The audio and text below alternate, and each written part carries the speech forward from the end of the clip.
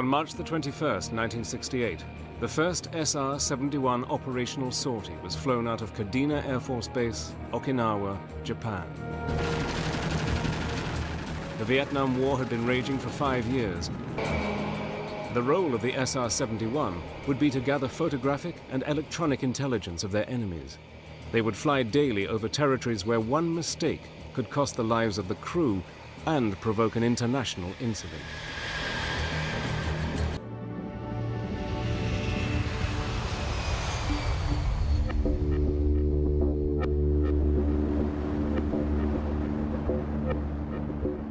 Above 60,000 feet, the crew switches off all contact with air traffic control. Only a select few know where the Blackbird goes next. Sitting in the rear cockpit, the RSO must keep the plane on the black line, the pre-planned route to the target. As they reach enemy territory, he concentrates on the radar and defensive systems, trying to jam enemy communications in the event of a missile launch. We carried the same type of jammer that was used throughout the Vietnam War by all of the fighters and bombers, which attempted to jam the communication between the radar site and the missile itself. Once they began the communication, our indications in the cockpit would go from warning to jamming, and it would be jamming that communication link to the missile. But sometimes the enemy would try to attack the SR-71 by launching a missile without any radar guidance. We were coming in off the water, headed inland, and the pilot says, "Hey Reg, look out your right window." And here is what looks like a telephone pole about 150 yards away that's going just straight up. He said, "Was that close enough?" And I said, "Yeah, that was close enough." Our main defense, if we were fired upon, was increased speed. And we could increase 100 knots, 200 knots in just a matter of seconds, which is a lot of differential in speed for a missile to cope with. Approaching the target area, the RSO concentrates on operating the high-tech surveillance equipment. The 6 different cameras were able to photograph 100,000 square miles in an hour, producing images with such high resolution that a vehicle's number plate could be clearly identified.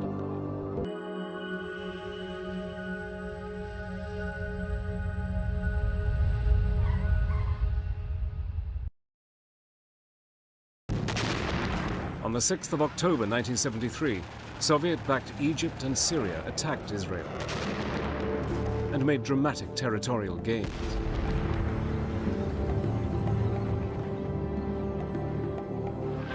With the Middle East caught up in the politics of the Cold War, an Israeli defeat would bring with it the threat of nuclear conflict. The Soviets had launched their Cosmos 596 satellite, bringing them immediate intelligence from the battlefronts and putting them one step ahead of the United States. It was time to bring in the Blackbird. The SR-71 would fly directly from Griffiths Air Force Base, New York, to the Middle East. The flight would be over 11 hours long, with 6 refuelings. On the 12th of October, under codename Giant Reach, the mission began.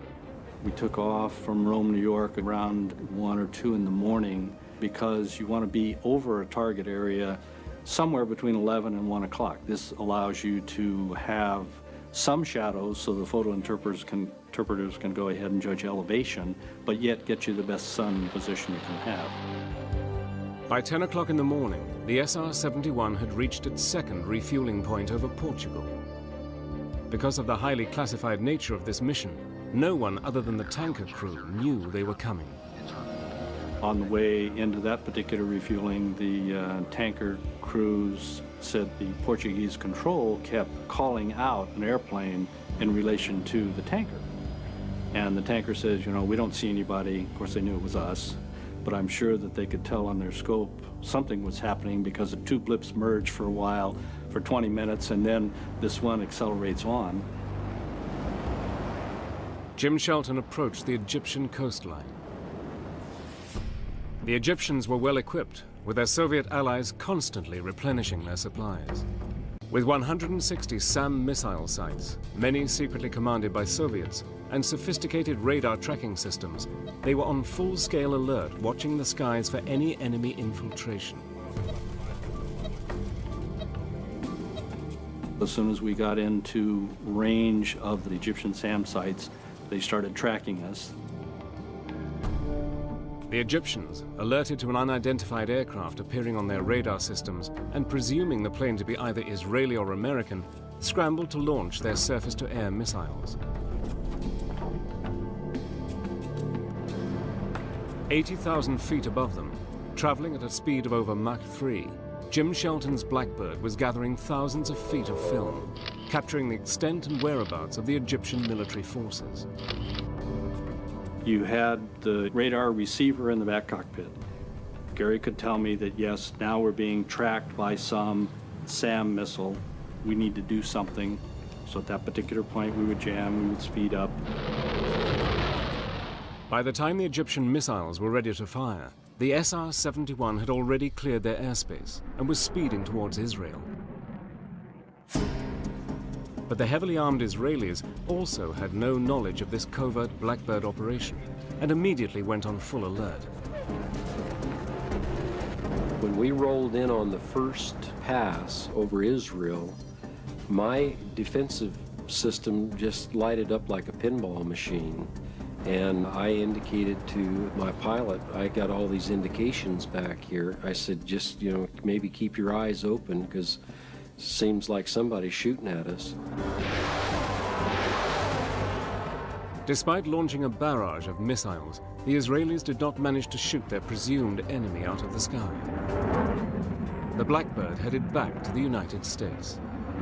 We got everything we were tasked for, got the airplane back, and that's the first time airplane, the SR-71, had flown 11 hours and 20 minutes. 8 more successful Blackbird missions supplied detailed intelligence that the war was now turning in Israel's favor.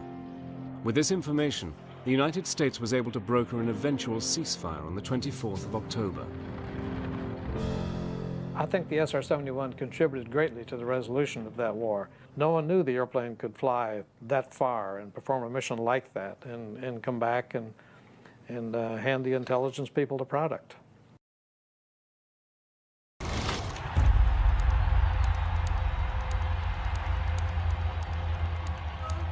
August 26, 1981, North Korea. The communist regime of Kim Il-sung is flexing its military muscles.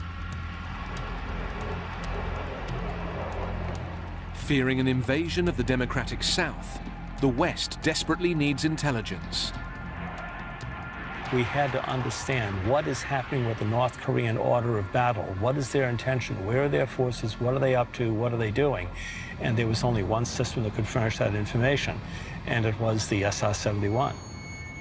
Now, it'll fly secret missions to locate the North Koreans' anti-aircraft missiles.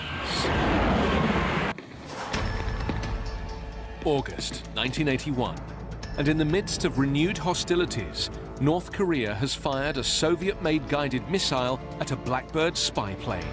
Okay, I see it visual. Aircrew Maury Rosenberg and Ed McKim have less than 1 minute to impact. It's climbing.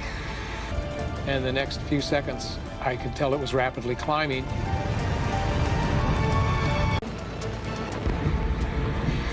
Missile exploded. 17 years after its first flight, the Blackbird is still the world's best spy plane. The Soviets even developed the MiG-25 jet fighter to bring it down. But not a single SR-71 is ever lost to enemy fire. An unmatched record. In 1972, the revolutionary leader of Libya, Colonel Muammar Gaddafi, announced that he was giving aid to terrorist organizations in Europe and the Middle East.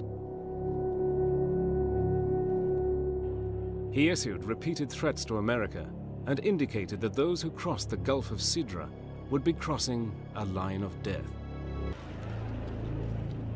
Then, on the 5th of April 1986, a bomb exploded in a West Berlin disco. Among the 232 casualties, 2 American servicemen were killed.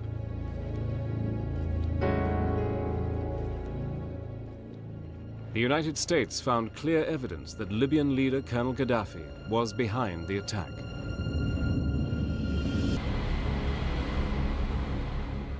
The British government would allow the United States to fly the missions from their bases in England. At 9:30 a.m. on the 14th of April, the SR-71 crew members were ordered to a top-secret briefing. They were informed that the 48th Tactical Fighter Wing at Lakenheath would be striking selected Libyan targets within hours. The SR-71's job would be to record the results of the airstrikes against Tripoli and Benghazi. By the time the SR-71 crews arrived to prepare for their mission, the F-111s were already bombing Libya. My fellow Americans, at 7 o'clock this evening, Eastern Time, air and naval forces of the United States launched a series of strikes against the headquarters, terrorist facilities, and military assets that support Muammar Gaddafi's subversive activities. Flying in directly after a bombing raid, the crews could expect Libya's sophisticated air defense network to be on full alert and eager to retaliate. We were subsonic off Land's End, getting ready to get to the tanker, and we saw the string of F-111s coming back. And my backseater, Walter, was counting the planes as they came back and passed us. And he came up one short, and he knew that somebody had not made it home. And we were very sad in the cockpit at that time, before we even started, that we had lost an entire crew. But the Libyans, equipped with the latest Soviet long-range high-altitude missiles, posed the greatest threat yet to the Blackbird. It was at that time that Walter started picking up some missile signals. He got 2 indications and then actually got a launch indication. And we had a big decision to make, where we were running into the target area before we made the turn. Do we continue to that point where Gaddafi's headquarters were, or do we make a turn away now to save ourselves from the missiles? And our decision was to push the throttles forward. And we thought in 14 seconds we can beat that missile to that point and then make the turn.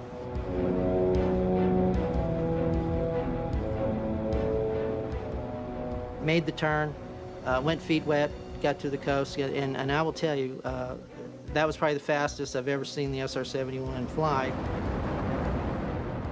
They'd outrun the missile, gathered the photographic intelligence, and were now heading away from the danger zone. Walt said, "Okay, you can pull it back now." My hand was still locked in the forward position there. We were seeing Mach numbers that were a little scary, that we had not seen before, and the jet did it effortlessly. The intelligence photos that were brought back clearly showed that the bombing mission had been a success. It was decided there would be no need to risk more American airmen's lives over Libya with further bombing.